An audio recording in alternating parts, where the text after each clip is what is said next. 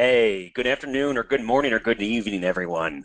Welcome to this joint webinar between AWS, Trend Micro, and we have a great customer from Essilor to join us.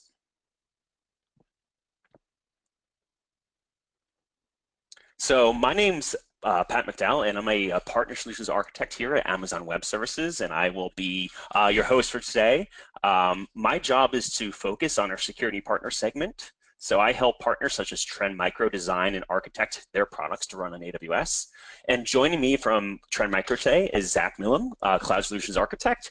And from our customer, we have Tan Weir, who is the Director of IT and Infrastructure Shared Services, Essilor.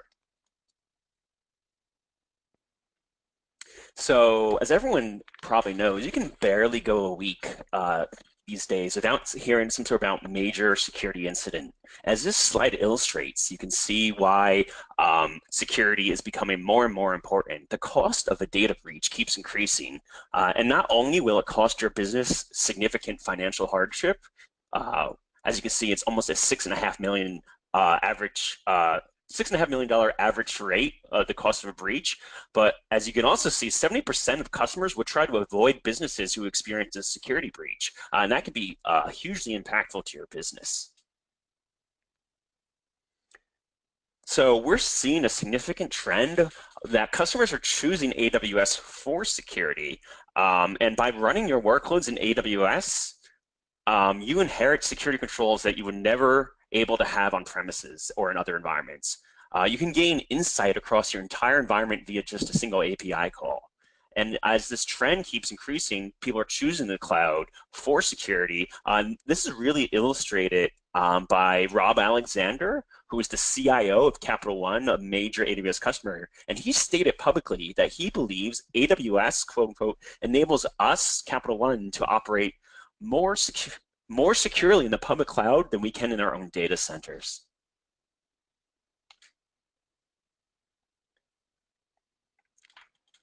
So this topic, this diagram right here is essentially the shared responsibility model. It's one of the core concepts I want to drive home today.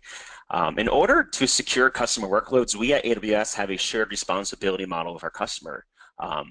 So AWS manages and controls the components from the host operating system and virtualization layer down to the physical security of the facilities in which the services operate. And AWS customers are responsible for building secure applications. So at AWS, we provide a wide variety of best practice documents and encryption tools like our AWS Encryption SDK and other guidance our customers can leverage in delivering application-level security measures. In addition, AWS partners like Trend Micro offer products and services and features to help customers meet their security objectives. The shared responsibility model follows the premise that you cannot deploy secure applications by yourself because you have to rely on AWS. And at AWS, we cannot secure things for you because we don't have access into your EC2 instances, as example. So it takes AWS, our partners like Trend Micro, and our customers all working together to create a truly secure environment. Customers have the responsibility to choose such things as where you store your data, what type of encryption you use, how you build your applications, and who should have access to those workloads. And also, the customer's responsible for such things as patching operating systems and defining their network security controls. So AWS, as you can see in the left-hand side right here, we refer to our side of the shared responsibility model of security of the cloud, and the customer is responsible for security in the cloud. One of the greatest things about building your business and applications in AWS is that customers inherit all the best practices of AWS policies and architecture and operational processes that were built to satisfy the requirements of our most security-sensitive customers. So AWS actually manages 1,800 plus security controls, so you do not have to. However, the important thing to remember is that you always maintain full ownership and control of your data.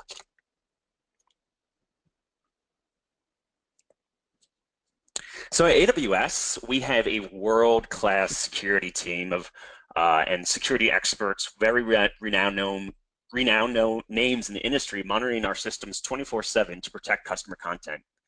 And we also provide native security and deeper visibility into what's happening in your environment. For example, our login service, AWS CloudTrail, provides visibility into AWS API activity that has occurred in your environment. And as of Monday at the AWS Summit in New York, and that is now on by default and free for everyone for 7 days. And in the AWS CloudTrail, you can detect some things as large as deleting data volume to simply disconnecting a network interface. In addition, we have some other services like AWS Inspector that will assess applications for vulnerabilities before you put them into production. We have VPC flow logs to see network data, and also this Monday we launched AWS Macie, which is an amazing new service that can inspect your data in S3, look for PII, see who's accessing that data. It's super powerful, super exciting new security service everyone should take a look at.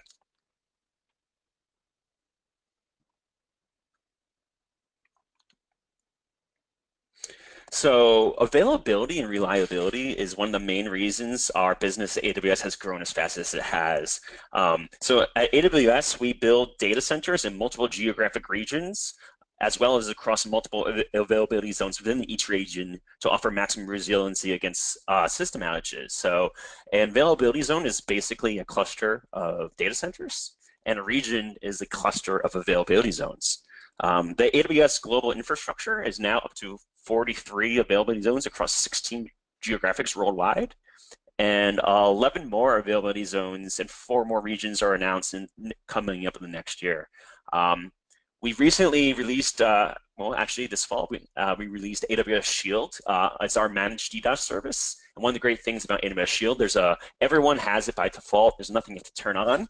But if you have a bit of a higher need for a fully managed DDoS attack and you need 24/7 team that you can talk to, we also have AWS Shield Advanced to help you there.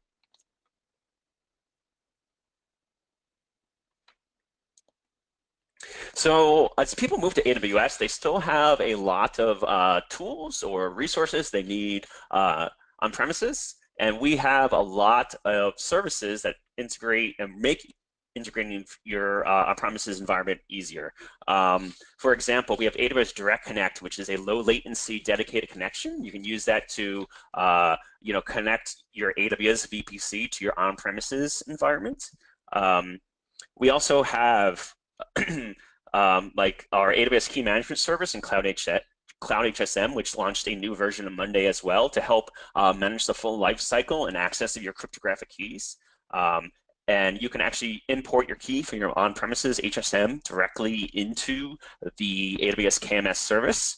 And also, we have our own directory services that integrate with your existing Active Directory on-premise. So if you already have your users living in Active Directory, you can, make sure that they're well connected into an AWS directory service, or maybe you want to use those users themselves and have them be the principals that are federated into your AWS account. So you can use your already existing Active Directory users to perform AWS API actions, essentially.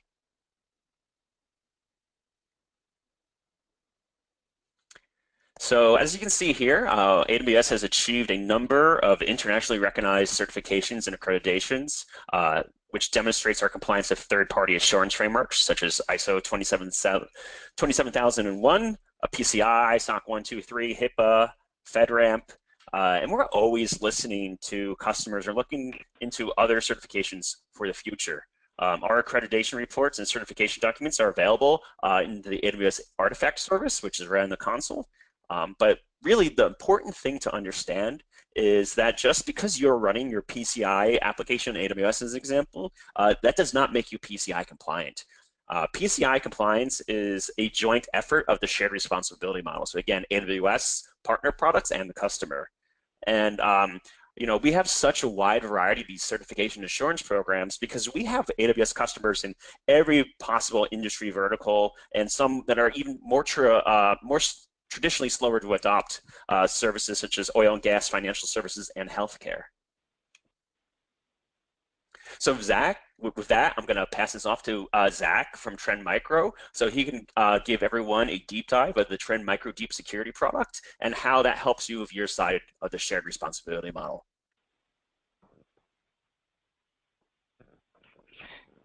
Thank you, Patrick. So I want to start off with talking about what everybody's really comfortable with is that in an on-premise security and traditional, what we see is most common that security is usually applied at the perimeter of a data center. So you have a really strong firewall, IPS, those pieces that are there, you set them up to be able to protect everything, and then as you move through, you're going into a load balancer and being able to go into the actual web or application tiers, anything inside there. In a lot of cases, sometimes there might be another one between the web and the app tier if you have a dedicated DMZ. Some environments aren't, but as you move out to the cloud, what you're going to see is there is no perimeter, right? So you have your VPC, you have your area, but putting in something that's going to go through a dedicated appliance, you don't have a set throughput that you would have in an on-premise situation. So as you move out to the cloud, one of the I think the best things about it is that it is infinitely scalable. So as you build and you can make your applications be able to go from a small amount of data that needs to be passed through based on the traffic to something that's going to need massive amounts, it can automatically expand and contract based on those dynamic needs. But with that, the elastic load balancers can definitely provide that ability, but then once you go into the actual web tiers or the application tiers, those areas there where those EC2 instances couldn't be from a traditional perimeter type approach. So putting an agent in, being able to protect them right there at the machine, and scale up, scale down. Now, this is a product that would be for your EC2 instances, the things like the database services and those other pieces there. Those are going to be part of the platform as a service that is being helped secured by AWS. But anything that you're putting in the cloud there, in that shared responsibility model in your EC2, that would be what we're protecting with this. Okay. And so we usually see a few challenges as we come in as a security partner helping out customers. And one of those is customers ask us, do I have the right tool? I'm used to doing stuff here, but I've tried to use my traditional security tools in the cloud, and they don't. It's not easy to deploy. It's not easy to see visibility, what's going on. Can I react to what's changing? So it used to be when, hey, we're going to bring up a new service, a new anything that's out there to bring into a data center, it was 3 to 6 months just to order servers, and I had a lot more time to plan and get stuff out there. Now I have development teams that are building things really quickly, and how do I fill that in? And as well as the skill gap between a traditional protection versus now in the cloud, it is kind of a different thought process, and how do I go about protecting that, and how do I fill that gap, all right? So in the right tools category there, a lot of the manual work when you're having to apply security policies, and as machines are automatically spinning up, what tools do you have there to be able to do that, as well as being able to have a comprehensive suite that's going to be able to protect as many machines as you need. You have all, usually in the cloud, we're seeing much more Linux machines and not just a single version of Linux, so being able to support AWS Linux, Cloud Linux, Ubuntu, a lot of things besides just a Red Hat in a traditional data center. Different work teams and DevOps teams are choosing to use a lot of different things, and so being able to have something that supports that, as well as seeing aging out some of that legacy software that really isn't integrated with the cloud. It doesn't have API integration. It doesn't know that when something's created, how to automatically start applying policies and doing things like that. So those are some of the things that we see that customers really need to have as they move to the cloud. And so the Trend Micro products, one of the things that we can do is build in not only anti-malware and content filtering, which is what a lot of people know Trend Micro can do, but what a lot of people don't know is that we also have built in intrusion prevention, application control, integrity monitoring. We can help with some automation of response and containment, can submit to sandbox analysis. Machine learning is coming very soon, and we can also do some behavioral analysis to actually block some newer malicious type threats that are out there, and we'll look at that again here in just a little bit. And it's really cross-generational, so we go between not just next gen and what traditional security was, but be able to blend those across to get a very comprehensive protection scheme, and again, across a wide breadth of platforms. Also, with helping to manage the pace of change in the cloud, it's a very common practice when we get called in and the security team says, hey, we're about to go live in 2 weeks, and we just got told that we need to get security controls in here. How do I help out my business group that has already built this application? It's already ready to go. And so helping to, usually in that initial piece, we have some conversations with helping to bring the security team together with the DevOps team so that they start working together in the future. But then also being able to help bring that in. So we have some tools that are built into it that from a operational standpoint, they only have to do one bit of automation code to add our agent in, and then the security team can go back on the back end to create their policies, do other things. But every single time that a DevOps team for maybe a different initiative is creating their new stuff, it's the same piece of code, and then we can do the customizations based on the tagging utilizing the AWS native pieces, as well as being able to, because it's not just one security tool, being able to leverage a lot of different things and streamline that process because we're able to take care of a lot of different areas through a single console, single deployment, and really make it not a stumbling block with the DevOps team and the security team. And then as well as in the cyber security skills gap. So as the newer threats are coming out, how do we go through and deal with all the new 0 days, as well as being able to know about all the differences of how do we change what's between in the cloud and what's on premise. And so I would definitely say, getting some actual AWS security certifications and training and going through some of the great stuff. I regularly go back and watch from reInvent the AWS CISO keynotes that are awesome at really kind of helping you understand some fundamentals and some great best practices that AWS actually uses in conversations I have on a regular basis with my customers. Going through and somebody like me, so we have regional ninjas as well as some solution architects that are spread out all over the world that we can actually help you to be able to go in and do some inside education of your teams about how we help out with a shared responsibility model, as well as help you architect out a solution.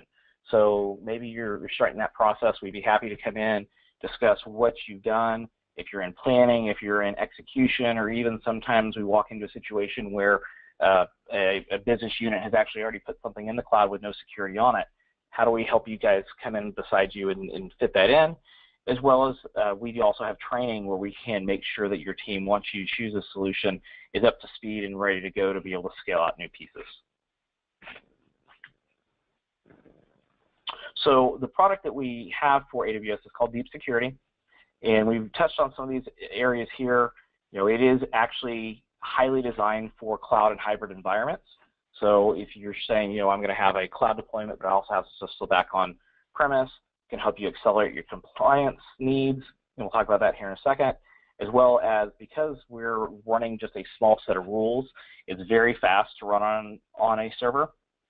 We have a lot of different ways we can purchase it, multi-platform control, all those different areas, and then it's using the ability to go through and connect to our Smart Protection Network and being able to connect to the threat research that Trend Micro has access to, and really have a very quick time to protect for things like new vulnerabilities and new threats that are out there and how we can spread that out.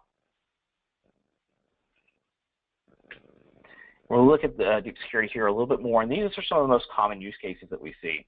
So of course the advanced threat protection, right? But then the things that are more cloud focused is being able to eliminate manual security processes. So how can I automate? How can I take the leverage off of my teams as I'm building these new applications out? And we see is, once 1 or 2 successful cloud applications get deployed within an organization, the adoption rate of cloud usually wants to tick up. And so being able to do that's really important. The security silos, so being able to, between different teams, take that down and be able to gain some visibility. as well as still keep the roles separated if they need to be, as well as, how do I just pull everything together and reduce that complexity and share that information as it's needed. And then the other big two pieces down here is, of course, compliance. So that's a key piece. And then ransomware is everybody, it's not only affecting just desktops now, it's starting to be targeted on servers. And how do you go about protecting that and protecting something in the cloud where you can't see necessarily the same types of insights that you're used to seeing? So we're going to look at a few of these, and I won't spend a lot of time on each slide, but as we go through, we look at like the advanced threats. This is, think about it as a threat funnel. Up here at the top, this is all the data that would be coming into a server, with the white and the black dots being known good and known bad. And so we have a very extensive threat feed as well as known good software feed that we eliminate that stuff out of there. Machine learning will be coming to the server-based version of this very soon. It's currently in our desktop and laptop platform, but is being ported over to our server platform, and we'll have access to that. But we do currently do behavior analysis and being able to do directly anti-ransomware, where we're seeing if files start being encrypted, we actually forcibly stop that and can restore the data. And that's an automatic process today inside of our engine, as well as we do have the ability to also, if we still have a question about a file, submit it for a custom sandbox analysis for some of our customers too.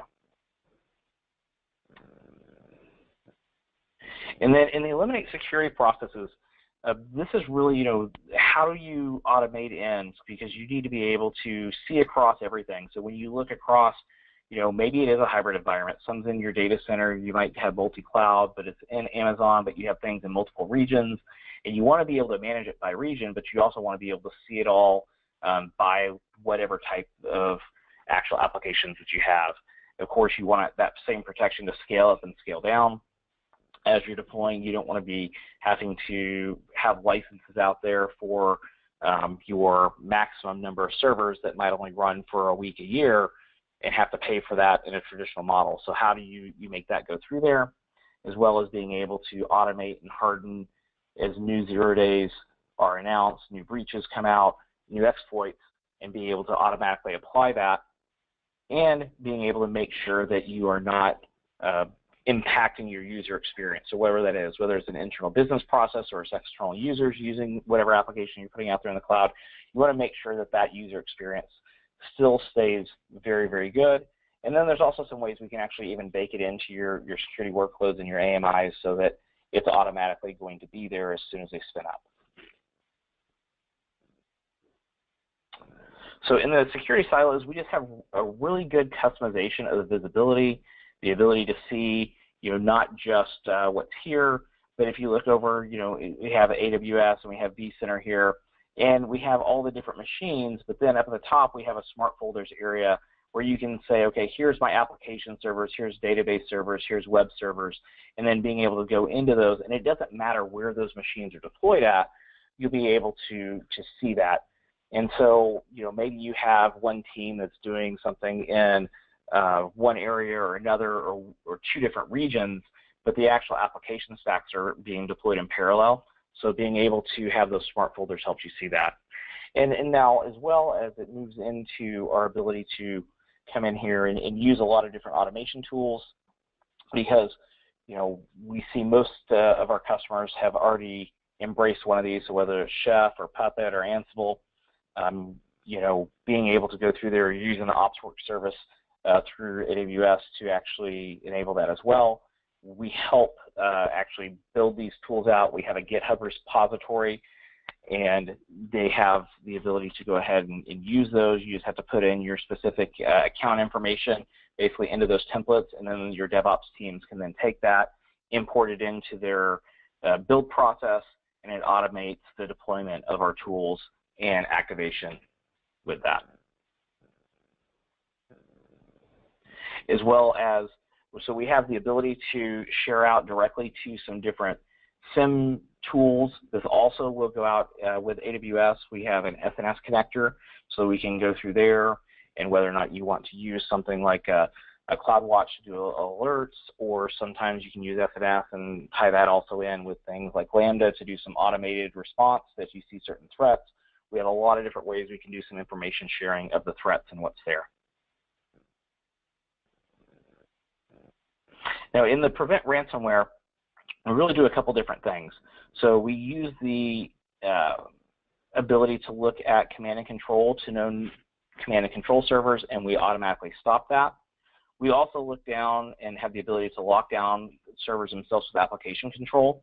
And our application control is a very easy to use process that can be API based to turn on and off. And with that, not only are we blocking applications, but it's also going to be locking down drivers as well as DLLs and even custom scripts. So when you whitelist and you do the inventory of the system, it'll look at any custom scripts that are installed, and those will be allowed, but any new scripts that might be tried to execute would be blocked. The IPS being able to literally look at communication between servers, and so if we see ransomware packets being transmitted, even though the actual executable might be a new variant or polymorphic, so it's never going to have the same signature twice, we have the ability to actually detect that over the transmissions and be able to block that lateral movement from those different perspectives there. And then, of course, the actual ability to accelerate security and compliance. And so, you know, I have down here, this is the OWASP top 10, and where we help out in 6 of those 10. The SANS top 20, 10 out of those 20, and some of those are not direct pieces that are going to be based on software, but some of those are behavioral, and some of those other areas there too. But then also, I like to come over here to our PCI. And as Patrick said too, you know, it is not just that the physical pieces of AWS have their standards met, therefore everything is being in the regions, but in the availability zones, but then you still have some responsibilities to go on the side there as well. And so in here, this is 8 of the 12 requirements for PCI, being able to help go through there. And we also have some different pieces there on our site that talk about here in PCI specific, you know, here's where these different areas come in. And if you look at, there's a lot of things that are shared, you know, cloud provider, restrict physical access to cardholder data. So making sure no one can actually gain access to the physical servers that everything's on. Everything else is either a user or a shared, where some parts fall in each area, but it's still something that you have to supplement and help harden out those things to help get that certification. And now I'm going to turn it over to Tanweer so he can talk about how he was able to combine both Amazon's native and Trend microcontrols to help out Essilor. Thank you, Zach. Hello, everyone. My name is Tanweer Surve. I work for Essilor as the Director of Infrastructure Shared Services Group based out of Dallas. Been with the company a little bit over 13 years now. A little bit about the company. Essilor is the world leader in corrective lens business. It is a French company with international headquarters based out of Paris, France. We manufacture ophthalmic prescription and non-prescription lenses worldwide. At Essilor, actually, we are passionately dedicated to research and innovation. That's the key to our business. And we strive to create the most beautiful, comfortable, and durable corrective lenses designed in the world. We are a global company with revenue a little bit over 7.1 billion euro reported last year. Our flagship brands are Verilax, Resolve, Transitions, Eisen, Xperia, UV, Fostergrant, Bolon, and Costa. We have around 70,000 employees and growing globally across 100 countries with 33 plants and 500 laboratories. We are listed on CAC 40 and included also in the Euro Stock 50. And actually, the 5 years in a row, Essilor actually made it on the Forbes magazine, ranked 23rd most innovative company in the world, 5th in Europe, and 2nd in France. Our mission is simple: improve lives by improving sight. Just this year alone, actually in January 2017, Essilor has announced to buy a Ray-Ban manufacturer company called Exotica for about $24 billion. It's the biggest acquisition in an optic industry. Exciting year for Essilor. So a little bit about the Essilor environment from the data center perspective, the footprint. So we have 4 zones: North America, South America, Europe, and Asia Pacific. Each region, if you see, have 2 data centers. North America, the data center actually based out of Dallas, South America in Brazil, Europe in Paris, and in Singapore, servicing this region respectively, right? Our data center mission is actually with the cloud-first strategy to modernize our data centers on cloud to lower cost and improve performance and overall efficiency. We are 90% virtualized globally on VMware stack, and we have around 2,000 VMs in North America alone and 6,000 plus globally at this point. So why did we choose AWS? So this is we were looking for some new ways to deliver IT services, and business demands to deliver more with less resources, of course, right? As a result, the traditional data center has evolved to address these challenges. Cloud services are fast becoming the enabler to meet these challenges, this business challenge, if you will. But how do you get there, right? And how do you do it right? So Essilor has grown and is growing through acquisition. And how do you address to consolidate or fast-growing data centers? So now developing the right cloud strategy, which I was talking about, and minimizing the migration risk was the key to our cloud journey, to overcome shadow IT within the organization and to be more agile. We decided to join hands with the business, right? And business and IT working as one and lead as one, so that actually we can solve their shadow IT need. And also to address our e-commerce division, because we have plenty from different zones, different sites, automatic scaling and high availability, but it was becoming very vital. And moreover, being healthcare, we wanted to make sure that we meet regulatory compliance requirements. Thus, we decided to partner and chose AWS to be more agile and an ever-changing competitive landscape. So, overcoming cloud security challenges, as Zach was mentioning, I'm going to actually go deep dive on these three facts. So there are some known facts, right? And if you look at the challenge around the cloud security, the security budget is not rising in line with threats. There's no doubt. And in times of financial pressures and instability, as we have seen in the recent years, right, security is often seen as a supporting function or an overhead. Maybe in some sector, of course, but actually in other sectors, definitely, we have seen that, just as insurance, right? Security budgets are a hard one because they are actually about protection against future issues. So a good indication of the state of risk awareness in the wider business community. The objective actually then becomes how can we keep it simple yet secure, increase visibility across multiple platforms. That was the key. Having single pane of glass view would certainly help, right? As a team is not growing and they share responsibilities. Once you start moving your workload into cloud, security landscape becomes more challenging, and also you get exposed with a wide variety of tools at your disposal. And should you replicate and what you have on-prem in the cloud or explore different business model? Moreover, actually, how would you now manage your OpEx budget? Because it's no longer CapEx anymore once you go in the cloud with a subscription-based model. Should you bring your own licenses or tools to leverage marketplace, right? So regulatory compliance is another challenge. How would you address under this new model? So security is challenging in a cloud environment, no doubt, because the architectures are so dynamic, which makes fixed security measures cumbersome and also expensive.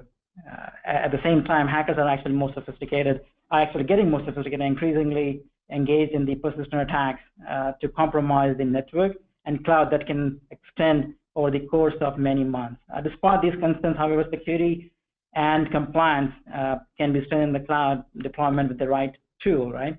So that's why actually having the right tools for the right job and the cloud for the security actually becomes vital as we increase cloud adoption. There may be too many tools at your disposal. However, what's right for your business model or need? Many tools may not work for your specific workload or job set. As Zach pointed out, tools actually and processes previously used are not living up to their standards on the cloud, then leaving teams overwhelmed as they try to maintain compliance and protect their workload from advanced threats and inadequate security tools up in the cloud.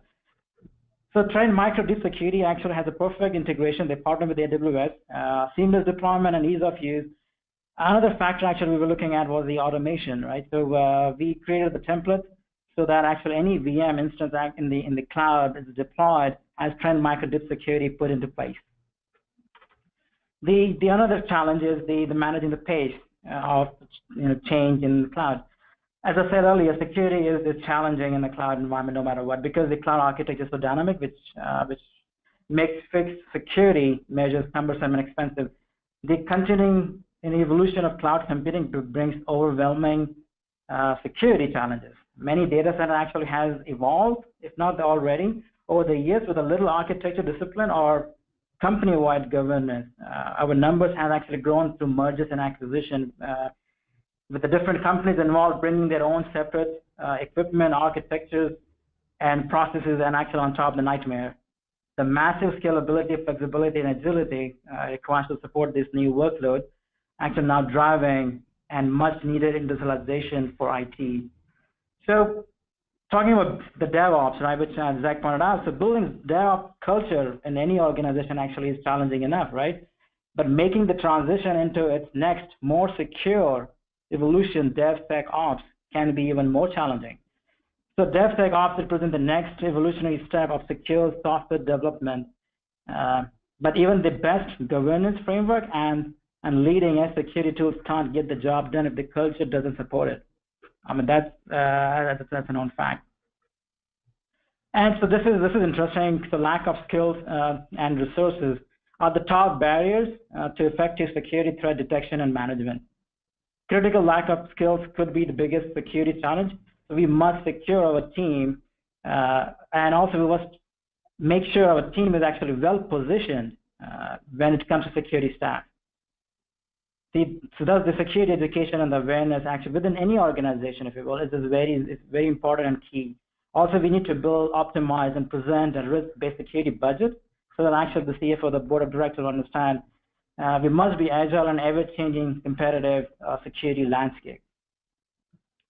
Now, evaluating security solutions. So here I would say when it comes to evaluating a cloud security solution, so choosing a right cloud provider is very key. That's a very key, very first step. Looking at very vital. Most cloud security solutions run in the cloud themselves. So that's why integration was very important, very key to us as we would like to accelerate our cloud adoption. Another key factor for us was the ease of use, that actually we can replicate, define security policies, which we had on-prem to the cloud. Of course, proactive and complete protection is must to meet our regulatory compliance requirement like PCI and HIPAA for us. And last but not the least is actually how should we managing budget, the capital versus OpEx model. Should we bring our own licenses or leverage what we have with the on AWS and Marketplace?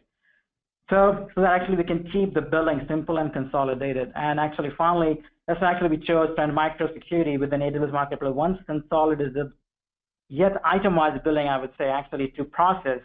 Who wouldn't want that, correct?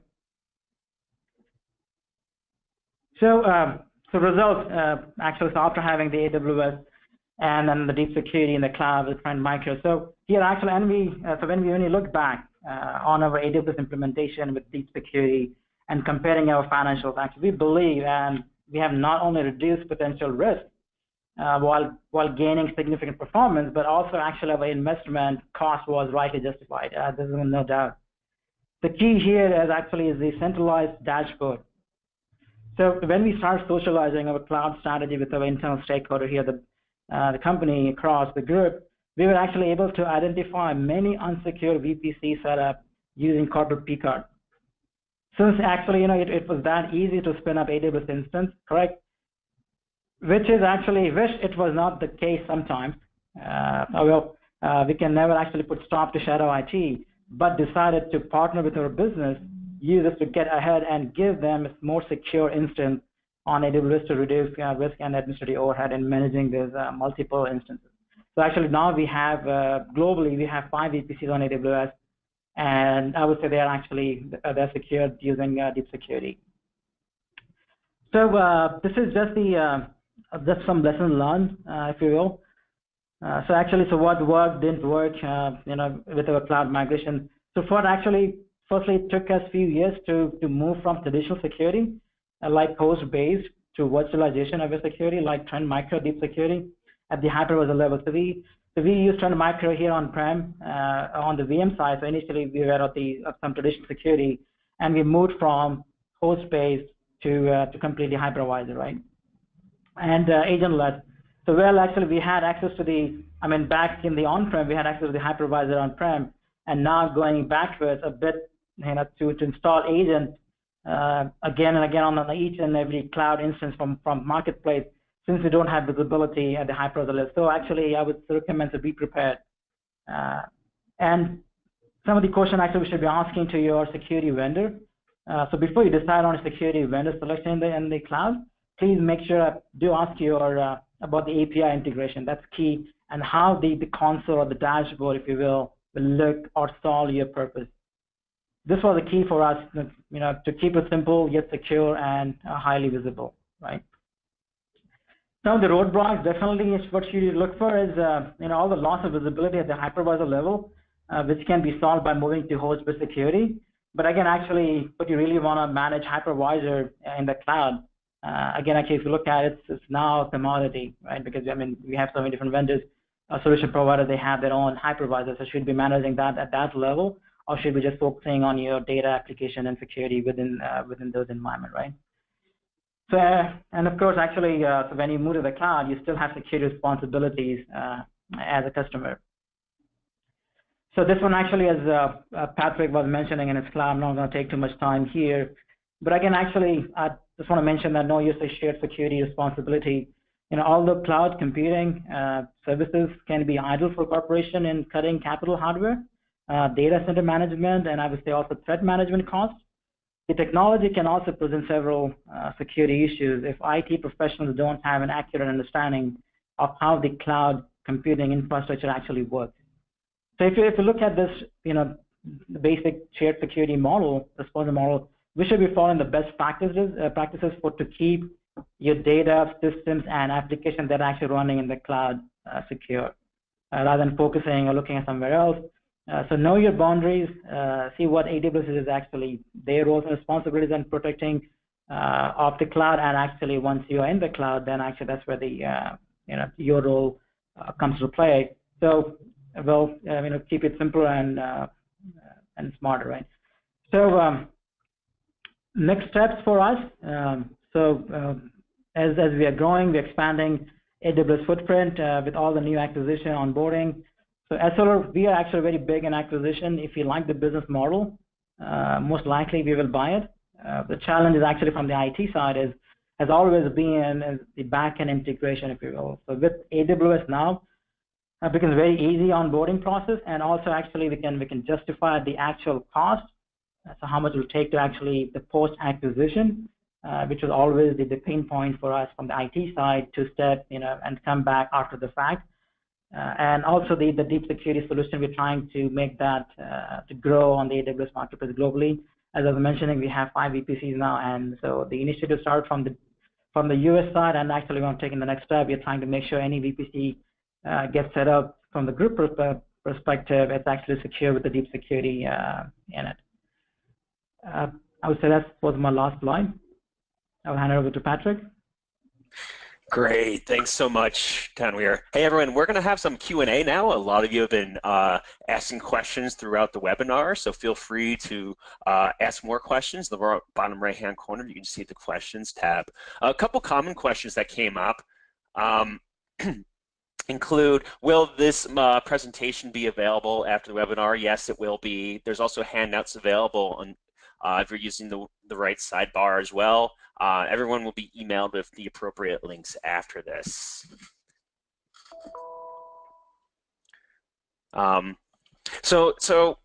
Zach, first question is for you. You mentioned config management before. Do you guys integrate with Chef for easy deployment?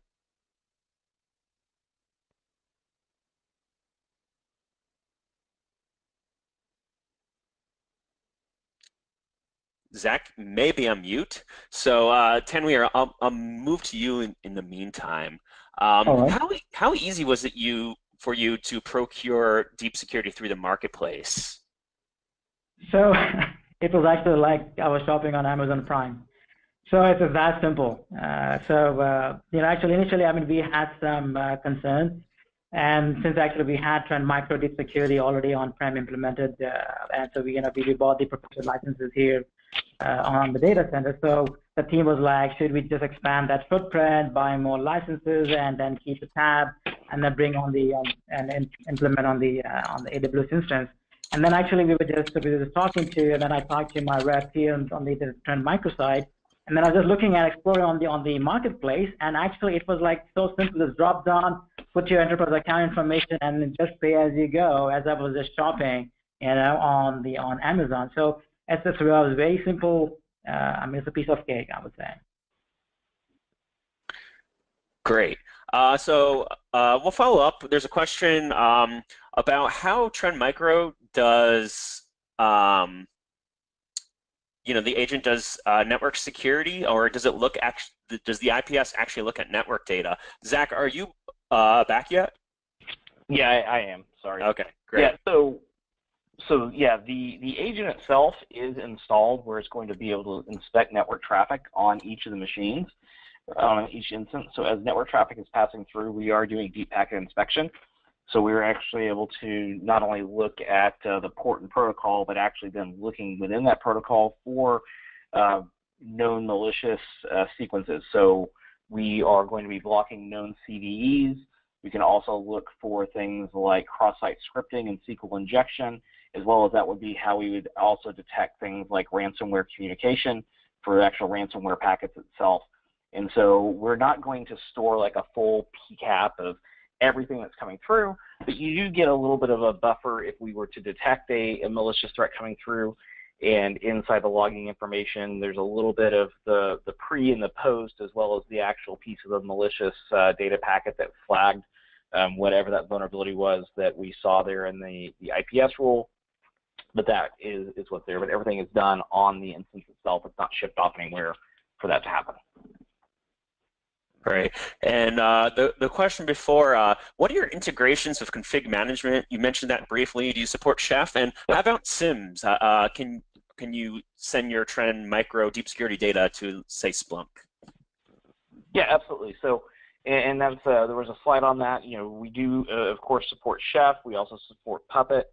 Ansible, those are all things there on our GitHub page that we already have pre-built, some templates there to help you out and get that kick-started. As well as on the SIM world, Splunk, we actually have a dashboard that we actually publish and push out there for Splunk. And then we also do, so not only syslog, but we also do Leaf and Ceph outputs as well. So we can integrate with most of the different SIM providers that are there. Great. And there's been some questions about upgrading to newer versions of Trend Micro. Like, is that done automatically? If it does, or if you guys release the next generation of Trend Micro, as you did with Deep Security 10 this year, do you automatically get those upgrades as well? Yeah. So the way that the upgrade process works is that there's two different pieces. So there is a SaaS-based version, and there's like the marketplace version. So if you're doing SaaS, where we are maintaining the management console and everything that's inside there, as new releases are out, the management console will update, and you'd have the ability to choose, do you want to have your agents automatically updated, or do you want to control when they're going to go from like version 10 to version 10.1 for the agents themselves and get that additional functionality of those feature packs. Now, if you're doing the marketplace version, or even if there's a need based on a conversation that we have, that we'd recommend using, installing like the on-premise version and creating out a customized area, those pieces there for upgrading of the manager, that would be, we will let you know once a new version comes out. You would upgrade the manager, and then once that manager is upgraded, then you have the ability, do I go ahead and upgrade my agents, or do I leave them here until I finish my testing? But the agents are backwards compatible, so you can have an older version of the agent running until you're comfortable and you're ready to upgrade it. You don't have, it won't automatically upgrade your agents as soon as you upgrade the manager.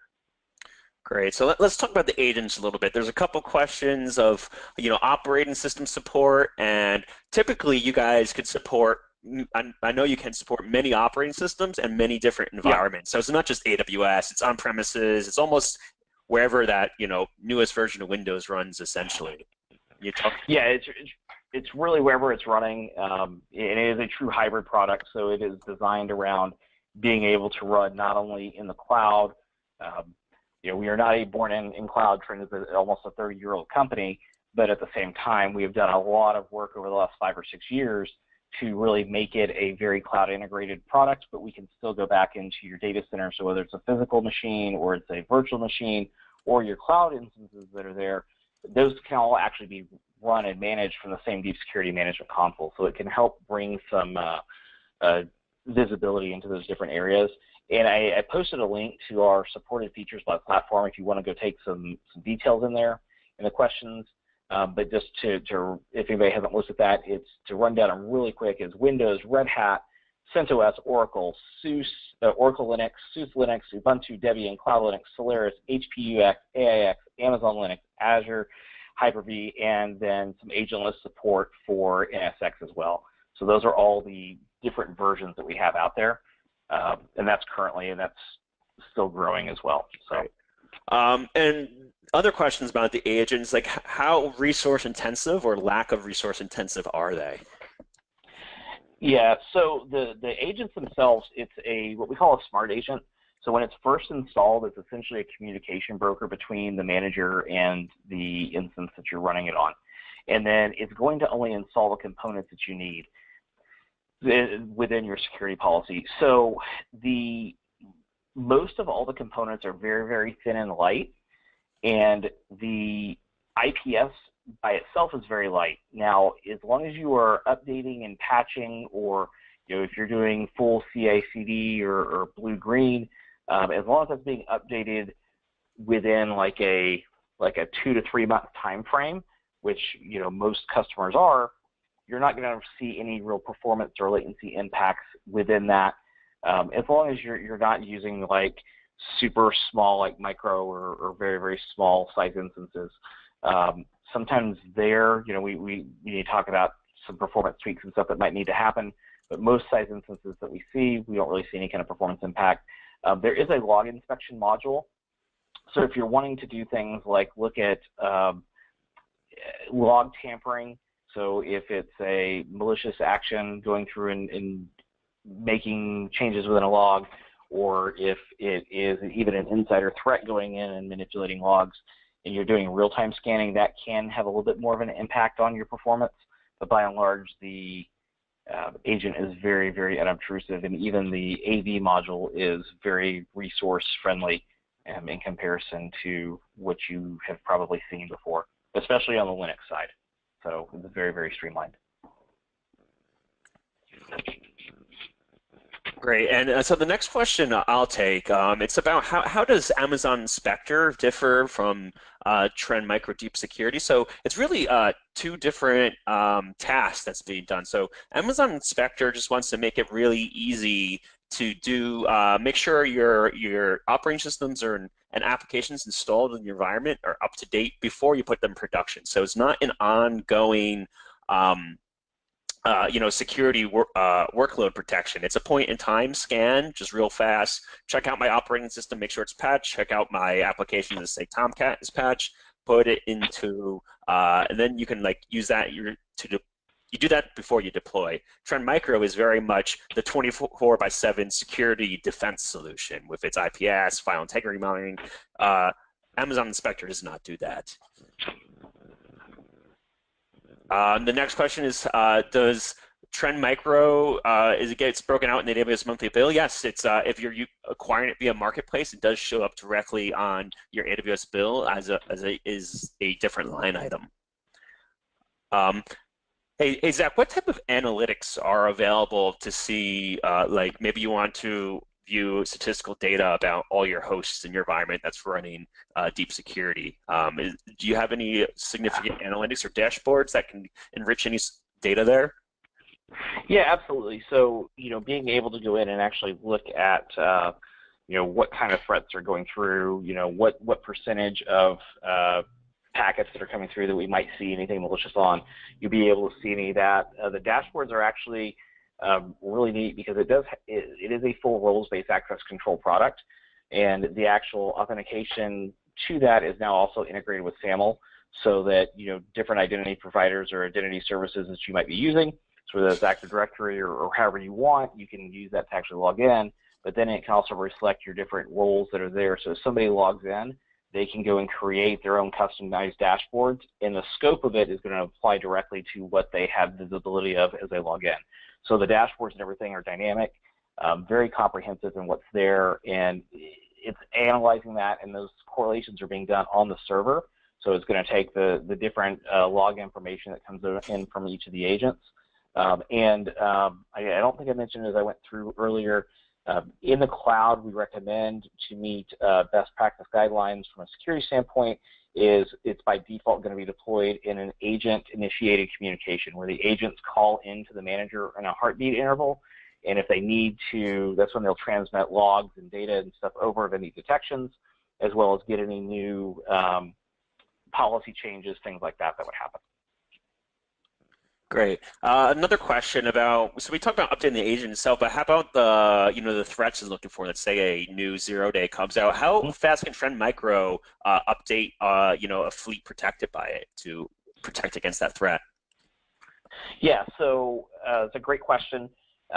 We normally update once a day from a pattern file perspective, but if there is a new disclosure that happens, in most cases, within an hour to 2 hours from that becoming a public disclosure of a new 0-day type threat that are out there, we have an IDS-IPS module rule update that's pushed out of band. And once it gets to the manager itself, and so that depends on how often you want it to poll, which you can set it up for as often as once an hour to check the global threat sources, that once that comes in, it will then distribute out to your relay based on whatever heartbeat that you have that set to check into the manager. And once that has distributed there, it will distribute out to the whole thing within about 10 minutes of it getting to that relay. So it really depends on what you have your heartbeat intervals checked for as far as how often, but once it gets there, within 10 minutes, it'll be deployed out to your fleet. Great. Tanweer, question for you. How did you know you needed different or more or additional security controls on your journey to the cloud? That's a good question. Actually, we didn't have one. So the notion of what we had was, as I think you mentioned in your slide, on the roles and responsibilities. So you probably the notion on the business side, actually, you're putting in the cloud. That means it's just secure by default, right? People didn't know the delineation about actually what's secure. And so that's why actually we partnered with some of the other security solution provider, also with the AWS, to understand the whole model. So okay, what we are getting into and what's actually really secure. But again, actually, if you look at the data, the application, the system, the OS, is everything about the app level is actually, as a customer, you're responsible to secure. And that was eye-opening when I talked to the business side.